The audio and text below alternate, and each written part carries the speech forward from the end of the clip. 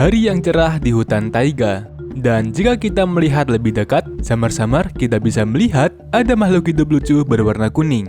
Ya, inilah fox atau rubah. Fox biasanya bisa kita temukan dalam hutan taiga. Binatang ini tinggal di dalam hutan taiga atau kita juga banyak menemukan fox berkeliaran di pemukiman villager. Sebagian besar rubah memiliki warna yang hampir serupa, yaitu identik dengan warna abu-abu, bertopeng gelap di wajahnya, bercak hitam, kuning, dan putih pada beberapa jenis lainnya. Di hutan taiga, fox banyak ditemukan di atas rerumputan, bebatuan, dan juga podzol.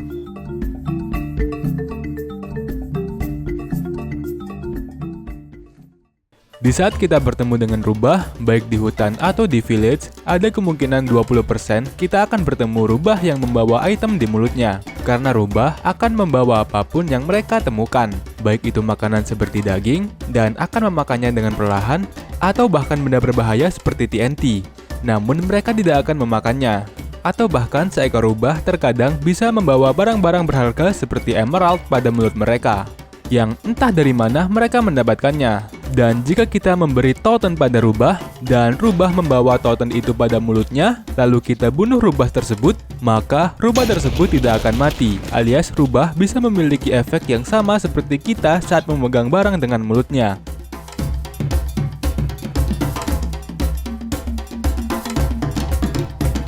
Rubah adalah hewan nokturnal, yang berarti mereka tidur di pagi hari dan beraktivitas di malam hari.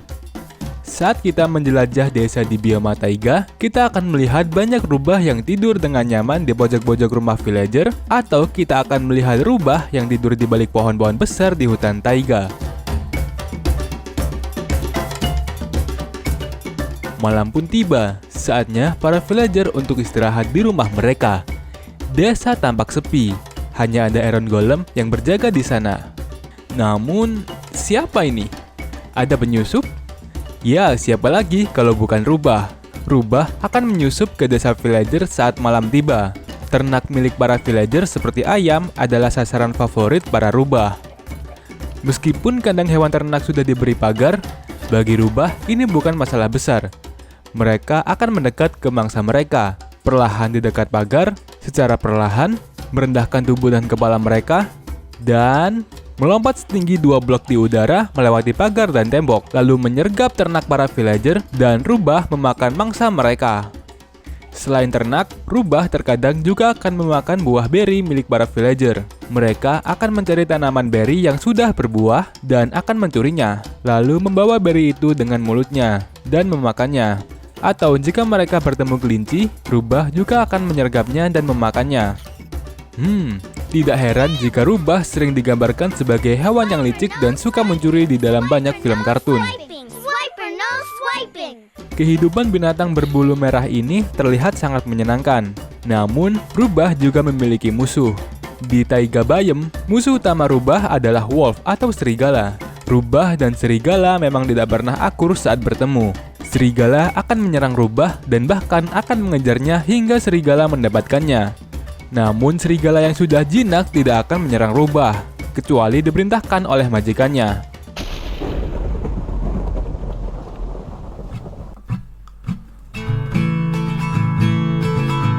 Dan setelah melewati malam yang panjang, rubah akan mencari tempat untuk tidur, mencari tempat yang aman, nyaman untuk beristirahat.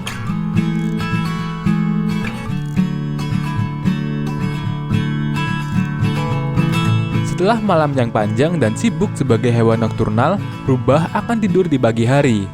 Rubah akan mencari tempat yang aman serta jauh dari predator untuk beristirahat. Umumnya, mereka akan mencari tempat yang langsung terbuka dengan langit dan terang atau berteduh di bawah pohon yang besar. Namun, jika langit terlalu terang, maka rubah akan bangun dan mencari tempat yang lebih teduh.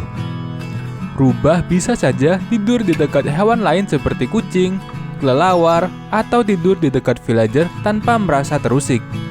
Namun jika kita mendekati rubah yang sedang tertidur, maka rubah akan terbangun dan siaga. Tetapi jika kita mendekati rubah dengan mengendap-endap, maka rubah tidak akan menyadarinya dan akan tetap tertidur pulas. Jika tidak bisa menemukan tempat untuk tidur siang, maka rubah akan duduk-duduk saja sepanjang hari. Atau jika kita mengikat rubah, Mereka hanya akan duduk-duduk saja. Cukup lucu melihat kawan berbulu kita yang satu ini, hanya duduk-duduk saja sepanjang hari. Dan itulah pemirsa, perjalanan kita bersama rubah di bioma taiga. Sampai jumpa di petualangan selanjutnya.